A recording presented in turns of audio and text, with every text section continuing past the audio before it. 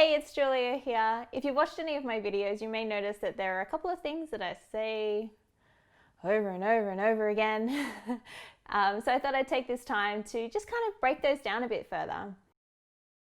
One of them is allowing yourself to define what you see as success, and the other is celebrating. It's really important for us all to look inward and define what we see as success. As I've said before, if we're trying to chase somebody else's idea of what success is, we're most likely going to fall short because we don't have that motivation and that desire behind the goal to actually fulfill it. And success can come from a lot of different places. I thought I'd share with you what my idea of success is. And for me, it's more of a feeling. It's not necessarily something that has specific figures and destinations and places to it. It's more of the feeling within that I deem as successful. For me, success is confetti. I know it sounds a bit strange, like what does little colourful pieces of paper have to do with abundance? But for me, when I think of confetti, I think of nostalgic, memorable, happy moments. When I think of confetti, I think of like the explosion of joy that happens, but it's not necessarily, that's not it for confetti. I also picture the floating down of these pieces of paper as they slowly drift back down to earth. There's a real sense of peace and calm wherever that confetti reaches. For me, being that blanket of comfort, of peace, of explosions of joy really feels to me as something that I connect with as being success. So really, success can be anything, like literally anything. But so for you, maybe success is a feeling like me, or it could be those figures, those destinations that you want to reach. As long as it's answering like the essence within, as well as your vision of your potential and your dreams, then that's success. Another thing I harp on a lot about as well is celebrating. And I guess now, knowing what my definition of success is, you can see why I really encourage celebration in people's lives. And when I'm saying celebrate, I'm not saying let's just push down those negative emotions and pretend they're not there, or let's pretend nothing's wrong, like everything's fine, yay.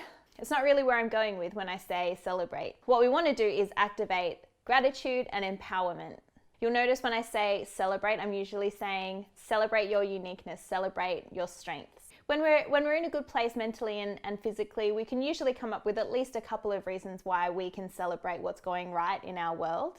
Usually when we're in those moments of struggle and stress, we find it difficult to see the reality of our past, the direction and the clarity for our future, and even the rationality and the logic behind what's happening in the present.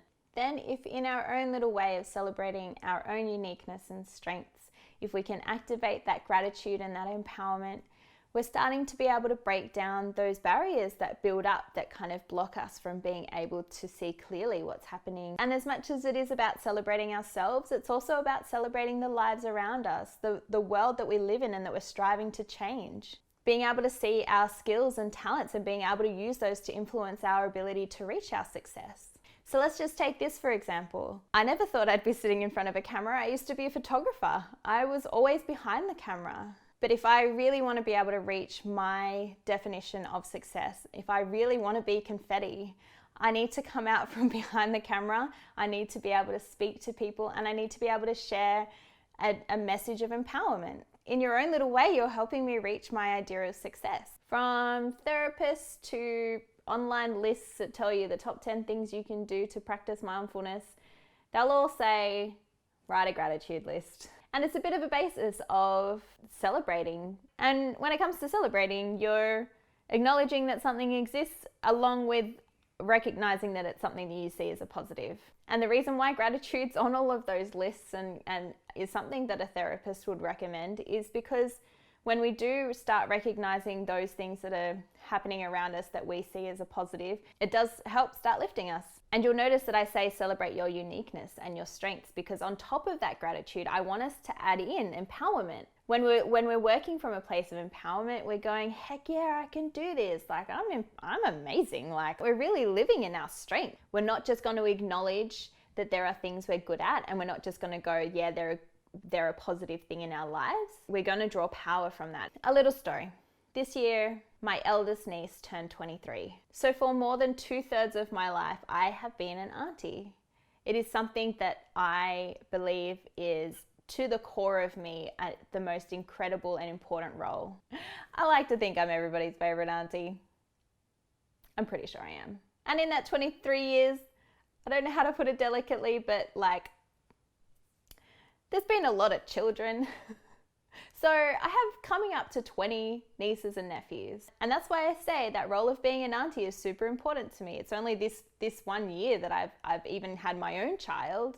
And when I think about my nieces and nephews and my great nephew, like, I feel so grateful for each and every one of those children that have been beautifully brought into my life by my siblings. But also I feel so strong and I feel so confident. There's this fire within me that makes me feel like I can do anything. There's a reason why there's all these photos on my wall. They're either of flowers, Charlie, or all my nieces and nephews. And I know I'm in a really privileged place to be able to say that my family brings me empowerment. And I wanted to use that as an example that there are so many things around us in our lives that we can use as something that can help lift us. And like I said at the beginning, celebrating what your uniqueness and your strengths are, understanding your definition of success.